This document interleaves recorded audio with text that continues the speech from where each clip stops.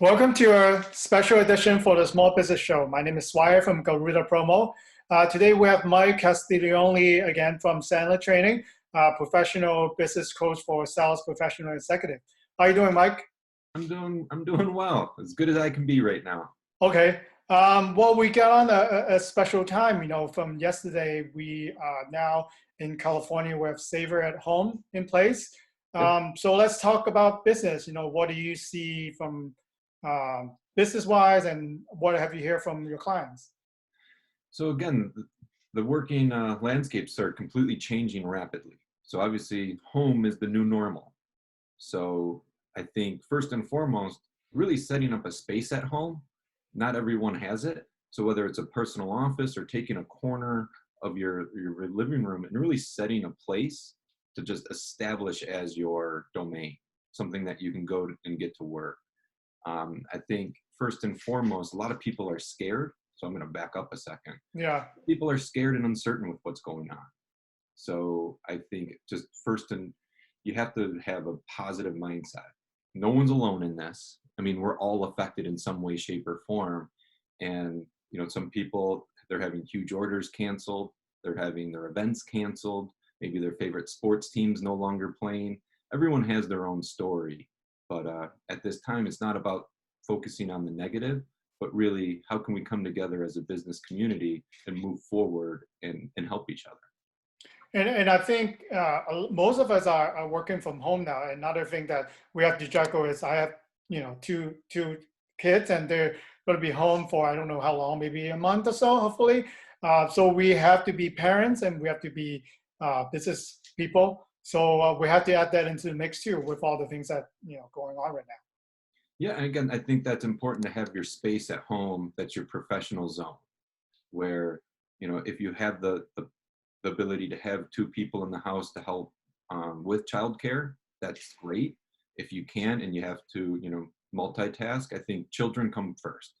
First and foremost, you got to take care of your kids. You got to make sure that they're well and your family as well. Your personal life always takes priority over business.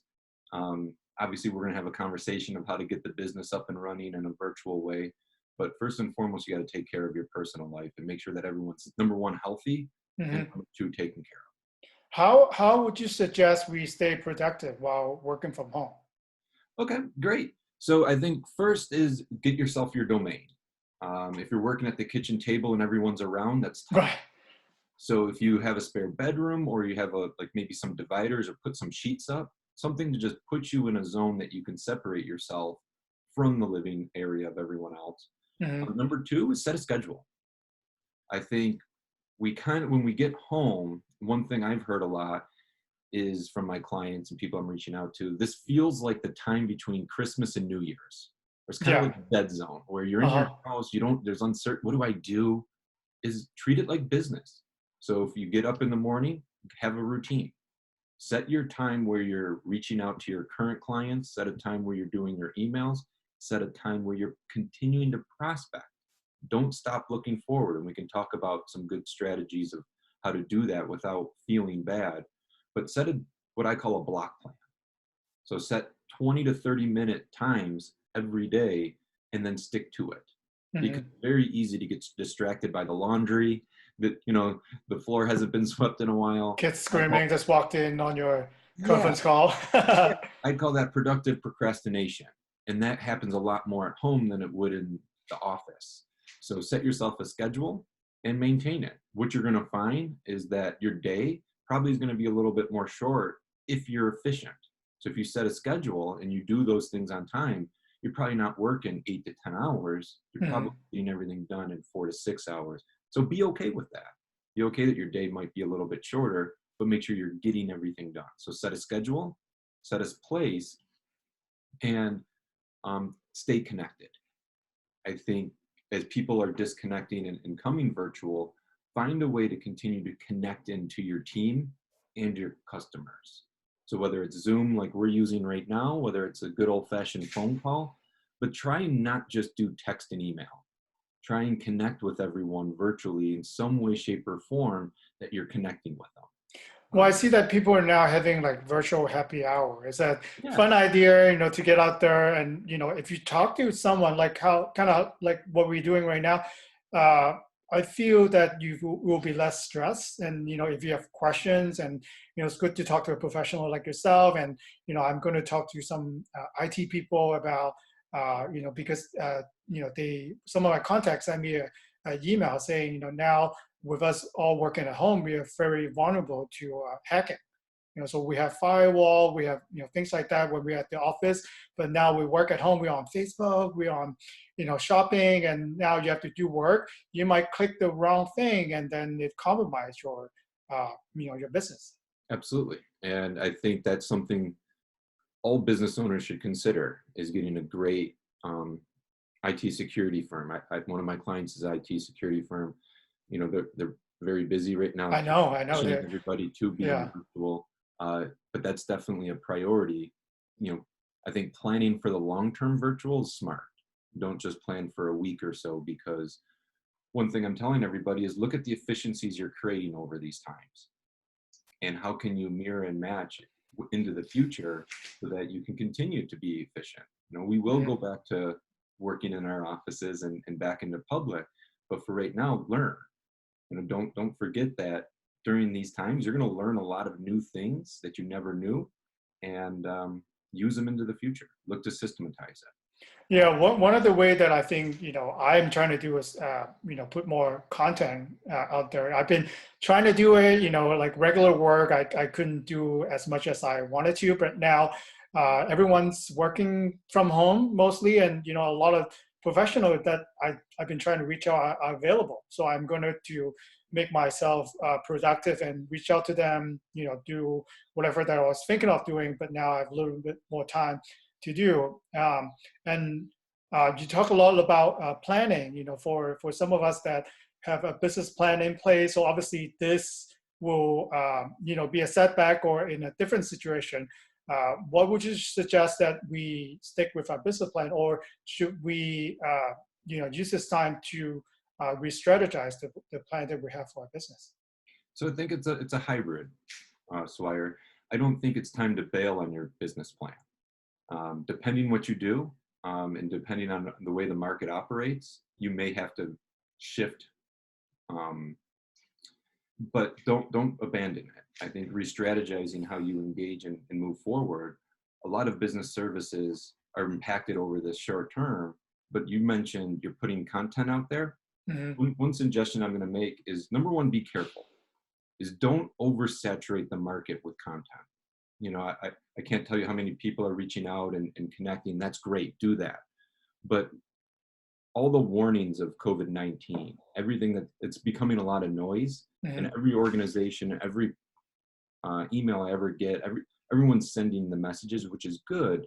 But if you're also using that as your business strategy, that's not good. You need to separate those two. Reach out, if you need to send a message saying that you're open for business, great. But be careful with the noise in the market right now around COVID-19. My suggestion is twofold. Reach out to current customers and potential customers. It's very important to know that you should never be selling. You should never be selling, even not in times of crisis. You should be problem solving. So when you reach out to those two demographics, reach out with, first and foremost, caring.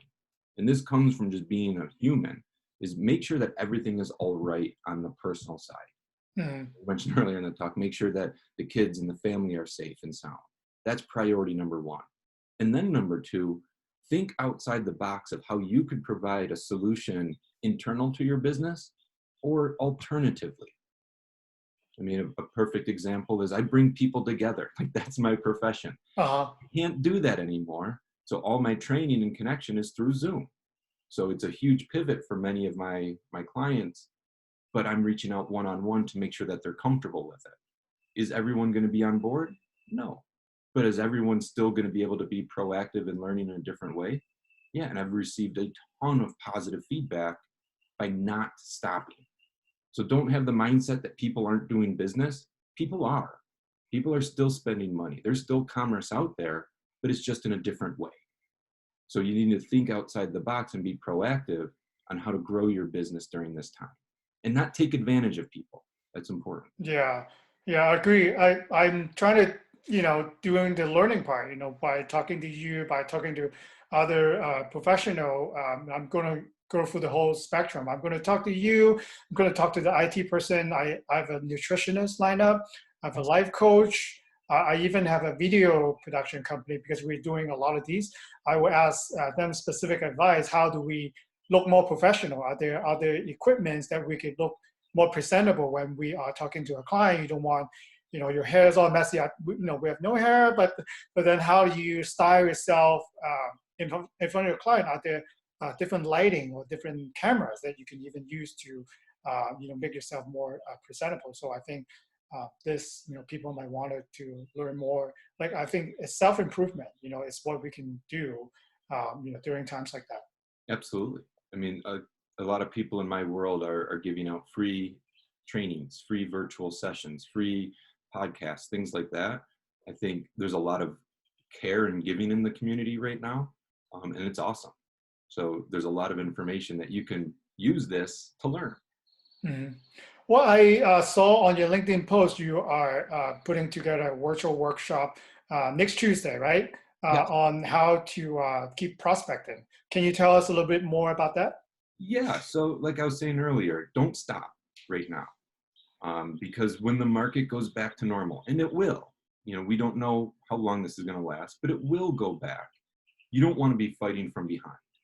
So the workshop's going to be on twofold. It's going to be how to seek and not seek to help and not sell. So first and foremost, what's your mindset, Brett? Do you see the market as, no one wants to buy right now. I don't want to bother anyone. I don't want to push out because I don't want to impede on anyone. Mhm. Or you see it as, all right, there's a lot of challenges going on, but how can we tackle this together? And what can I provide the business world in support?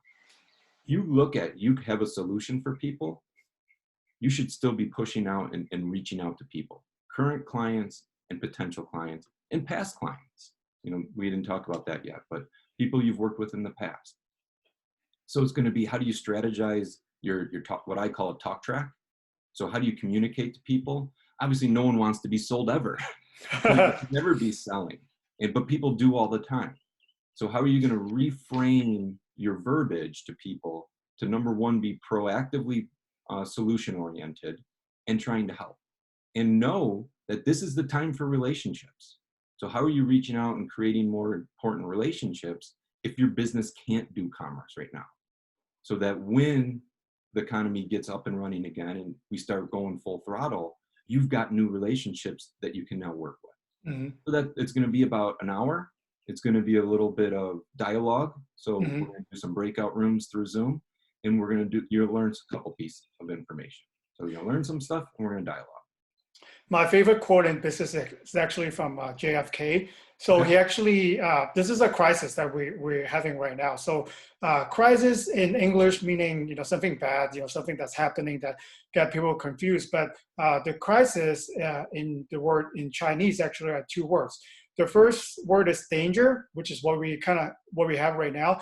The second word is opportunity. So he said that whenever there are danger, there are always going to be opportunity. We're going to come out this eventually, and there are people who can take advantage of this opportunity are going to come out ahead for others that's going to be panic and sit in a crisis.